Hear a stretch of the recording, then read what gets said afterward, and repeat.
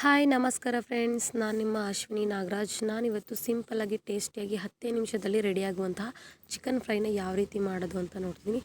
ಇದು ಬ್ಯಾಚುಲರ್ಸು ಕೂಡ ತುಂಬ ಆರಾಮಾಗಿ ಈಸಿಯಾಗಿ ಆದಷ್ಟು ಬೇಗ ಮಾಡ್ಕೋಬೋದಾಗಿರುವಂತಹ ರೆಸಿಪಿ. ಇದಕ್ಕೆ ಮೊದಲಿಗೆ ನಾನು 1 kg ಚಿಕನ್ನ ತೊಗೊಂಡಿದ್ದೀನಿ. ಇದನ್ನು ನೀಟಾಗಿ ತೊಳೆದು ಎತ್ತಿಟ್ಕೊಂಡು ಇದಕ್ಕೆ ಇವಾಗ ಮಸಾಲೆಗೆ ಬೆಳ್ಳುಳ್ಳಿ, ಶುಂಠಿ, ಈರುಳ್ಳಿ, ಹಸಿಮೆಣಸಿನಕಾಯಿ, ಹಾಗೆಯೇ ಜೀರಿಗೆ, ಅರಿಶಿನ ಪುಡಿ ಮತ್ತು 1 ಹಿಡಿ ಆಗೋಷ್ಟು ಕೊತ್ತಂಬರಿ ಸೊಪ್ಪನ್ನ ತೊಗೊಂಡು ಇದನ್ನು ನೀಟಾಗಿ ಪೇಸ್ಟ್ ಮಾಡಿಕೊಂಡು ಎತ್ತಿಟ್ಕೊಂಡಿದ್ದೀನಿ. ಮೊದಲಿಗೆ ಒಂದು ಪಾತ್ರೆಗೆ ಎಣ್ಣೆ ಮತ್ತು ಸ್ವಲ್ಪ ಉಪ್ಪನ್ನು ಹಾಕ್ಕೊಂಡು ನಾವು ರುಬ್ಬಿಟ್ಕೊಂಡಿರುವಂತಹ ಮಸಾಲೆನ ಹಾಕ್ಕೊಳ್ತಿದ್ದೀನಿ. ಈ ಮಸಾಲೆಯಲ್ಲಿ ಇರುವಂಥ ಶುಂಠಿ ಬೆಳ್ಳುಳ್ಳಿದು ಹಸಿ ವಾಸನೆ ಹೋಗೋವರೆಗೆ ಇದನ್ನು ಫ್ರೈ ಮಾಡಿಕೊಂಡ್ರೆ ಸಾಕು.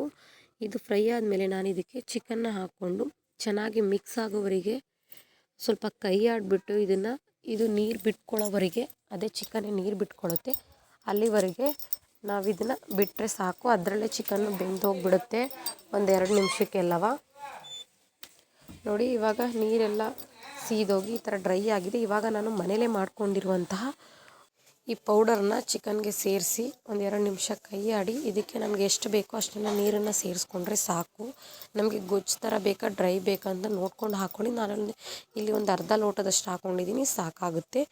ಇವಾಗ ಇದಕ್ಕೆ 1-2 ನಿಮಿಷ ಬಿಟ್ಟರೆ ಇದಕ್ಕೆ ನಮಗೆ ರುಚಿಗೆ ತಕ್ಕಷ್ಟು ಉಪ್ಪನ್ನು ಹಾಕ್ಕೋಬೇಕು. ನಾನು ಮೊದಲೇ ಹಾಕಿದ್ದೆ ಉಪ್ಪನ್ನು, ಇವಾಗ ನೋಡಿಕೊಂಡು ಹಾಕ್ಕೊಳ್ತಿದ್ದೀನಿ. ಸ್ವಲ್ಪನ ಉಪ್ಪನ್ನು ಹಾಕ್ಕೊಂಡು ಚೆನ್ನಾಗಿ ಮಿಕ್ಸ್ ಮಾಡಿ 1 ನಿಮಿಷ ಬಿಟ್ಟರೆ ಸಾಕು, ಚಿಕನ್ ಫ್ರೈ ರೆಡಿಯಾಗಿ ಹೋಗುತ್ತೆ.